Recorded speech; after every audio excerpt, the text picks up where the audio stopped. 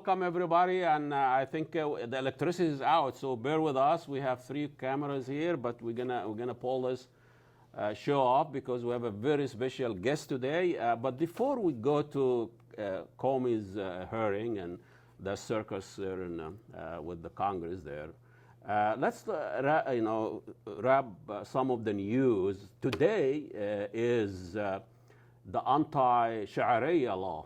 There's a lot of protest all over the United States, people protesting the Sharia law, and a lot of people, I met some of them, they keep saying Sharia law, which is noodles in Arabic.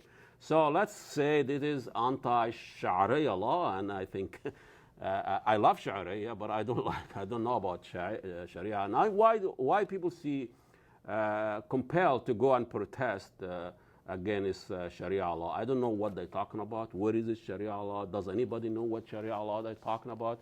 I mean, there is not even a Sharia law in a Muslim country, let alone is this country. And I don't know what the Sharia law coming from. So that's interesting. Going to be at the Capitol here in the Twin Cities and in St. Paul, and also all over the nation.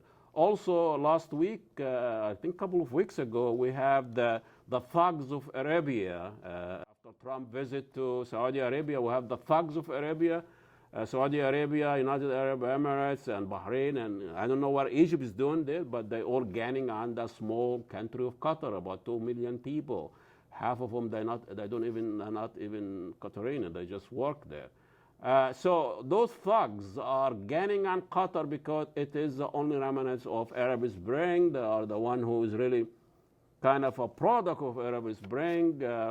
And kind of harbor all the people that have been chased out of those despotic regimes, brotherhood, activists, so God knows what those thugs of Arabia are up to. They declare a jihad against Al Jazeera, are really scaring not so much of the brotherhood or not so much of war on terrorism and all that, but they are really terrified from being exposed through the media and opening up for the Arab people for a change. Anyway, I think that's enough ranting. Let's go to the serious business. We'll all hear about the Comey's hearing. Started last week. After all, he decided to testify. And watching this in and out, people going to the bars and drinking FBI and eating FBI sandwich. I think FBI sandwich stand for what? Did you get that? Flap and things, and then they drinking Black Russians and all of that. So it's fun for the American people to consume this theoretical or political series. We have here a very important guest. She was inside the machine. We have Coleen Rowley. She's a retired FBI special agent and former Minneapolis Division legal counsel for the FBI. Everybody knows about her 2002 memo to the FBI director. No one other than the one who's actually doing the investigation of Russia now, Robert Mueller, and also the connection with the Joint Intelligence Committee. I think. Welcome to Media TV. Welcome, Coleen. Very nice of you to come. I know I thought you out. You're very busy. But you came to the studio with a convertible. Could you explain that? Tell me, this hearing went to turn and twist, and I really am very confused now. I don't know even, is this because he was fired because of the Hillary email? You mean the Republican Trump worry about Hillary, that the guy called it nasty and crooked and all of that? Or is it because he was closing in on Trump to hang him with Russia and like what the media like to see, this is a hero and all of that? You have a different view on this. Yeah, I totally agree with you about the nature of the political theater and the circus that's going on. My take is actually that we have different camps in Washington, D.C. of, groups that are more or less power-mongering. One is the camp that if you go back since post 9/11, and Robert Mueller and Comey were very involved in all of the post 9/11 abuses. Robert Mueller was only 1 week as director before 9/11 happened, so he can't be blamed for any of the intelligence failures. But he can be blamed for what occurred afterwards, which A is lot of cover-up. all of the Bush administration. Condi Rice famously, no one would know that planes would fly into buildings. The problem with those attempts to not let the truth come out, and they fought tooth and nail against the 9/11 Commission, led by Dick Cheney. The problem with that is there was this gap of time, 2 or 3 years before the truth did come out. And really, the failures of 9/11, and this isn't just me, this is the 9/11 Commission, were simply officials didn't read these important memos, they didn't share information, the CIA and the FBI didn't share, and they didn't act on information.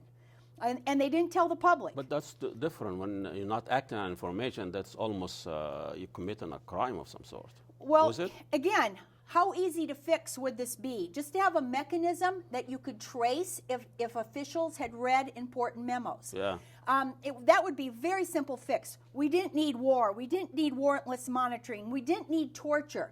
All of this, after 9/11, the Bush administration, including Robert Mueller and a little bit later James Comey, followed John Yu's notion of war presidency, which gives a form of imperial power to a war president. That's all coming from John Yu and these secret memos. It's actually a form of martial law that exists during what they call a state of emergency in war. You mentioned that in your piece, that op piece. Tell us a little bit about what you mean by martial law.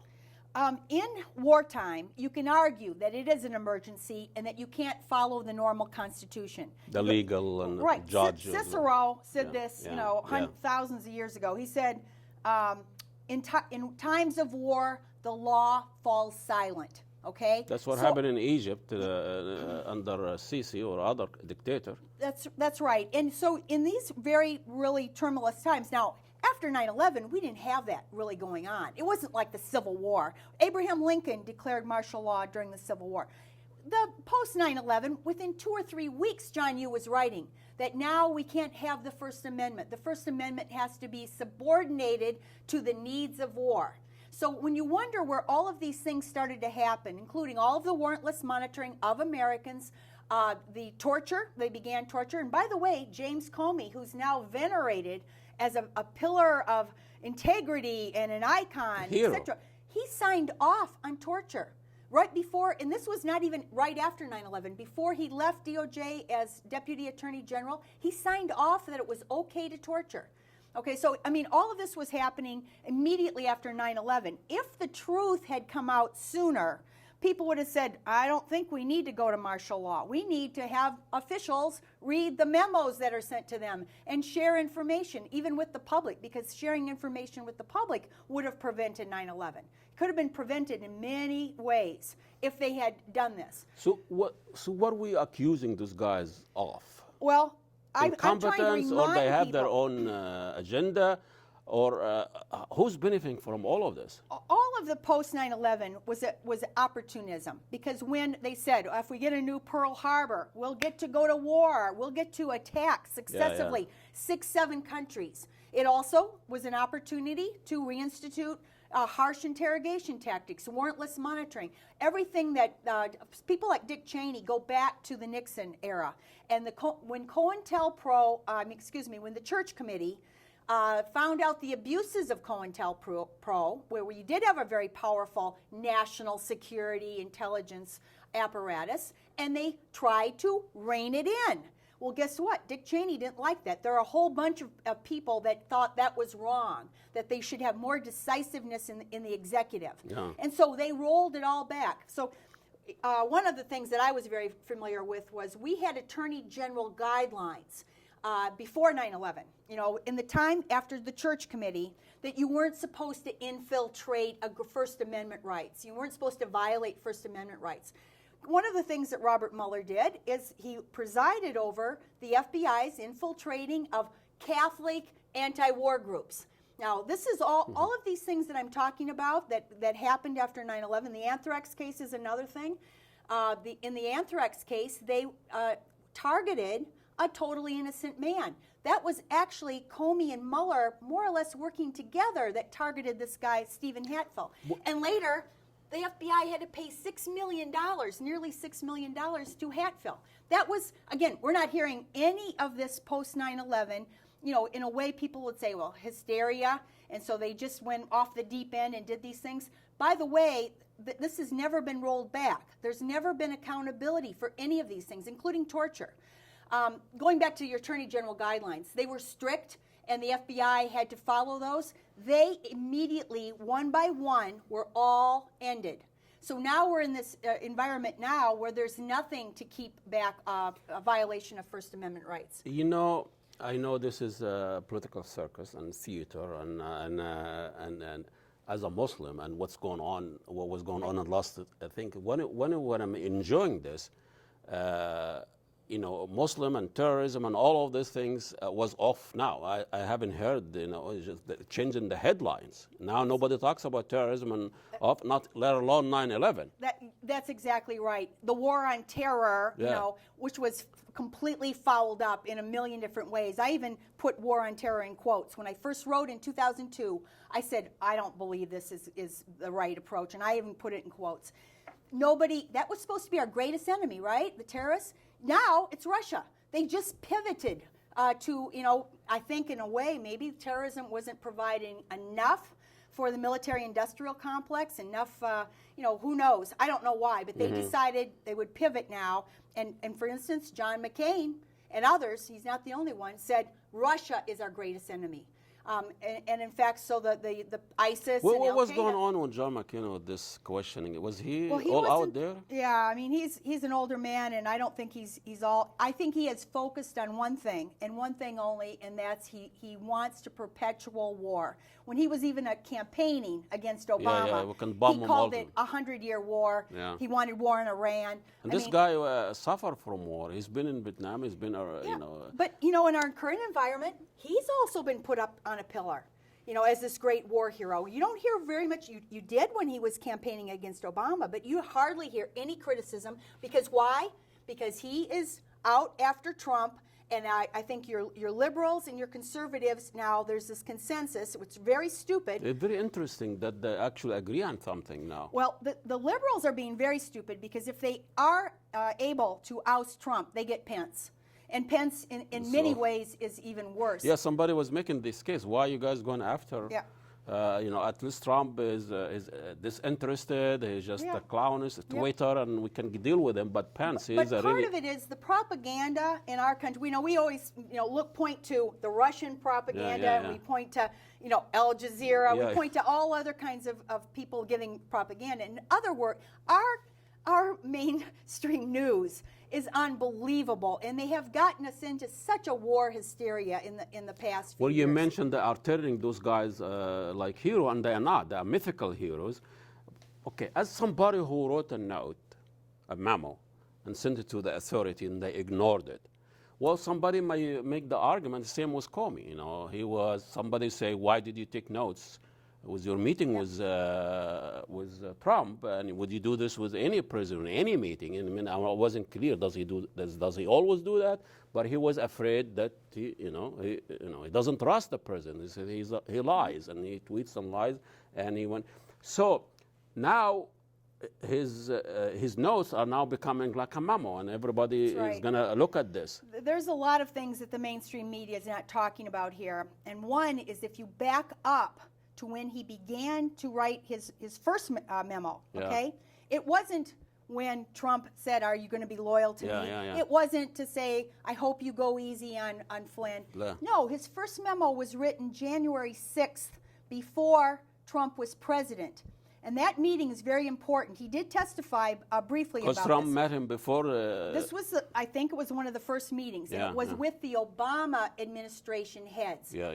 John Brennan, who was the drone assassination, he sat there and put people on a kill list for years with Obama. And Clapper, who lied about warrantless monitoring, says, no, we don't collect information on Americans. Okay, so these were the two guys.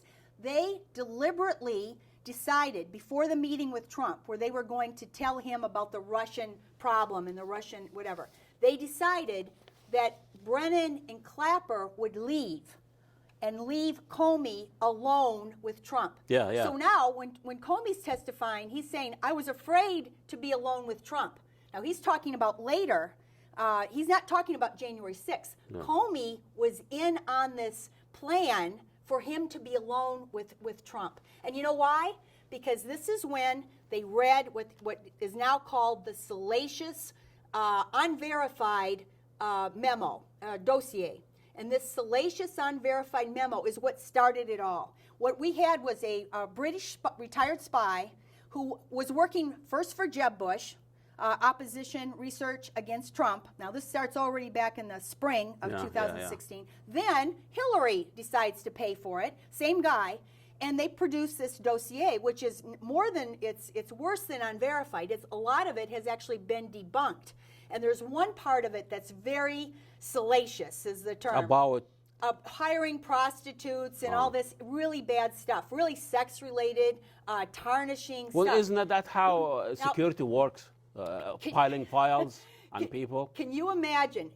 Here's the best example: is Martin Luther King Jr. Yeah. And when Hoover had sex-related blackmail information on Martin Luther King Jr., when Comey was testifying, he was trying to explain to one of the senators why he decided to write a memo and why he thought it was important that he tell Trump, "You're not personally under investigation." Yeah. You know why? Why? Because he says, I didn't want to look like I was J. Edgar Hoover, obviously referring to when Hoover tried to blackmail Martin Luther King.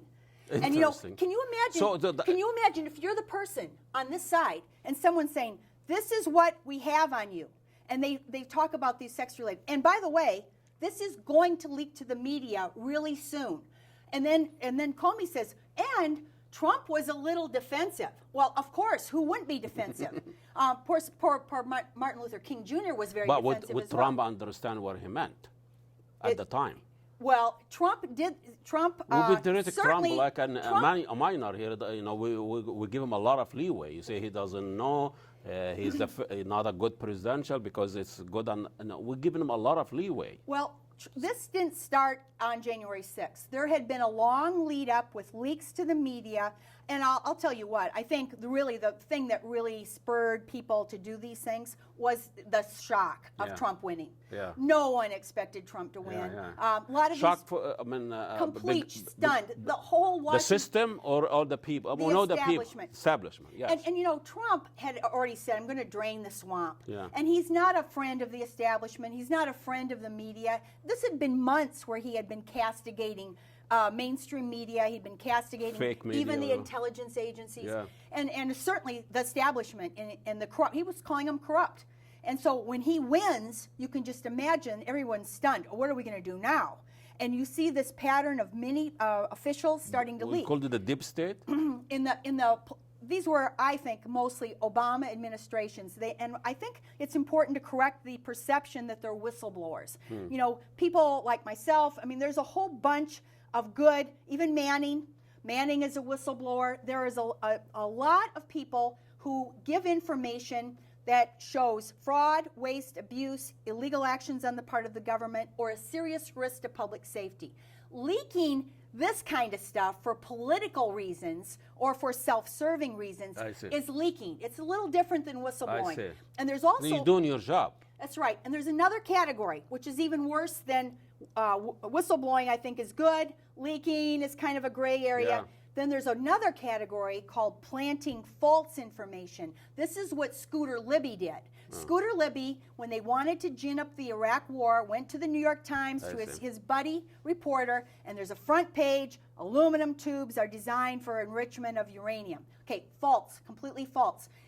Comey, when he testified last week, actually said some of the leaking has been completely false, and that's even in the. Is this illegal? New York Times has a story that Comey said is completely false, and this was with 7 leakers. So anybody who denies that there's leaking against Trump and even planting of false information, well, Comey admitted that in his testimony. Well, he leaks every morning, tweeting. We don't need to leak. That's right. Can we read some of his? That's right. But leaking is different because this is where people develop relationships with reporters. Exactly. They pretend that they're either Something else, whistleblowers, something else. whatever, and that's different. But is it illegal? The First Amendment. Absolutely, when it's classified information, it's illegal. Classified is illegal. What Comey admitted doing, okay, Comey... He shared it with the New York Times body. Yeah, professor. He shared it with a professor. Yeah. He did it very intelligently because he did not classify his own memo. By the way, when I wrote my memo, I didn't classify mine either. FBI afterwards tried to classify mine so that it wouldn't leak. They actually put a classification on for one word in there, the word French, because I said French intelligence, and so they classified it based on one word. So Comey smartly did not classify his memo. Then he told his friend, Columbia professor, to leak it to the media. What I think was unfortunate was that no one in the room, none of those senators, asked him, what other times have you done this? Leaking, Number two, who else do you know has done this? Because it's not just Comey. There's a whole group of people. That New York Times, that is, by the way, Comey said is false, very false. And someone said, is there anything true about it? And he goes, no, it's very false. That said that they had 7 inside sources, 7 or 8 inside sources. So in a nutshell, can you mess with the FBI and get away with it? Well, you know, Schumer said this from the start. He said, you better not mess with the intelligence, not just the FBI, of course, the CIA. The CIA, they have all these ways to get you. That's what Schumer said. Who's the hero and the victims in this the victims are the public, because Trump is not a victim. No, I think the real victims here, the number one victims, are the public. Why? Because you talked earlier about some real important issues. Yeah. What's going on in the Mideast right now with Qatar? What also is happening with the terrorism attacks in Europe? And, you know, we also have the education, the climate change. There are lots of important issues that our Congress and the American people should be educated about and should be talking about. What are we talking about instead? About this circus, this political well, Trump is pulling out of France, climate. I mean, he's not doing a good job. He's doing a lot of bad things. We all should be focused on those things he's doing. If you I know we're running out of time here, and this guy is waving me. But look at this guy wrote a piece in very fond of Comey. You know, why politicians can't stand James Comey, and he is claiming that James Comey worked under Obama, under Bush, and all that, and because he is a unicorn, he is go after the truth, and he alienated both parties. What is he talking about? Well, the one night in the hospital room where Comey and Mueller and a few others, and this was going back to that martial law, they were forcing Ashcroft to sign every 90 days. He didn't sign off on a state of emergency. Yeah. And after about 2-3 years, they said, how can we do this? And so there was a group of them, and they threatened to resign. Fine. The problem is the public doesn't know what happened afterwards. This guy maybe doesn't know. They went back to their drawing boards in 2003, and they found new legal loopholes and went back to doing the exact same things. Were you alarmed when they picked up Robert Mueller to investigate Russian connection? Besides their storied past, and I should just mention one more thing if I have time about Mueller. Mueller goes back to when Whitey Bulger, when the FBI was operating a murderer mobster in Boston for decades. And Mueller has a hand in that. He was an acting U.S. attorney. So, I mean, we're not talking... Why all those people are not in prison?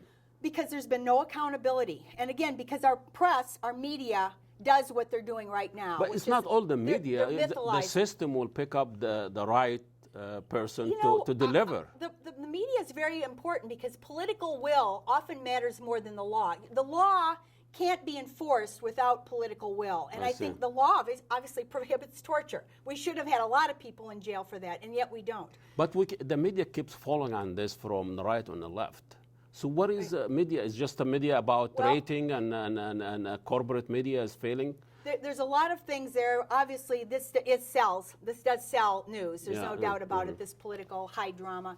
But I think also the media has been, to a great extent, complicit with the post-9/11 war situation. One of the things with Mueller and Comey, that Mueller should not have been picked because these two guys are confidants with each other. And now part of this widespread investigation that he's going to launch is actually covering the firing of his best friend, Comey. Very confusing to me, to be honest. This is a conflict of interest, if nothing else. Even if they had great backgrounds, because they're so close with each other, there should be a conflict of interest, and Mueller shouldn't be allowed. Let's end this. Why do you think Trump fired Comey? I don't. So many theories here. Yeah, I think because he was trying to get Comey to say what Comey did testify to, which is that Trump himself is not under personal investigation. Well, he said it. He said it, but all those months, he wouldn't just say that, and there was no leaks about that. I see. And from standpoint of Trump, that's very important because he didn't want the cloud on himself. He said, I don't care if But there are other people. a lot of his men are under investigation and Some of them, Carter Page, never even met Trump. Yeah. This is somebody who they even didn't have, this wasn't close at all. I see. But so some of the entourage of a big campaign, Trump, frankly, doesn't even care about if Carter Page is under investigation. To be honest, whether he cares so much about Flynn, because Flynn was his national security director, maybe a little bit more. But what Trump cared about was Comey refused to go public and say, we're not investigating the president himself. And that allowed months of kind of this Watergate atmosphere. I think in a democracy, I think the people should investigate this guy, Trump. And I think that's not happening. The people need to wake up up and aware and stop watching the circus and stop going to the bar. Well, thank you so much. She is a retired FBI special agent, and she was inside the system, and she's been out since 2004. 2004. So thank you so much for your time, and we'll see you next week. Assalamu alaikum, and God bless you all.